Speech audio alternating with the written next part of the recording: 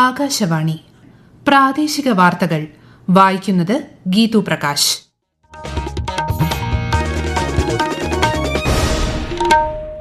രണ്ട് ദിവസത്തെ സന്ദർശനത്തിനായി ഉപരാഷ്ട്രപതി CP രാധാകൃഷ്ണൻ ഇന്ന് കേരളത്തിലെത്തും. ചങ്ങനാശ്ശേരി സെയിന്റ് ബർഗ്മാൻസ് കോളേജിന്റെ ശതാബ്ദി ആഘോഷങ്ങളുടെ സമാപന ചടങ്ങിൽ പങ്കെടുക്കും. രാജ്യത്ത് 14 വയസ്സുള്ള പെൺകുട്ടികൾക്ക് ഗർഭാശയകള ക്യാൻസർ പ്രതിരോധത്തിനുള്ള HPV വാക്സിനേഷൻ യജ്ഞത്തിന് പ്രധാനമന്ത്രി നരേന്ദ്രമോദി തുടക്കം കുറിച്ചു. വയനാട് ഉരുൾപൊട്ടൽ ദുരന്തബാധിതർക്ക് സംസ്ഥാന സർക്കാർ നിർമ്മിച്ച ആദ്യഘട്ട വീടുകൾ നാളെ കൈമാറും. ടൌൺഷിപ്പിന്റെ ഉദ്ഘാടനം മുഖ്യമന്ത്രി നിർവഹിക്കും. തൃശൂർ പുത്തൂരിലെ സുവോളജിക്കൽ പാർക്ക് പൊതുജനങ്ങൾക്കായി തുറന്നു. ഇന്ന് ദേശീയ ശാസ്ത്രദിനം.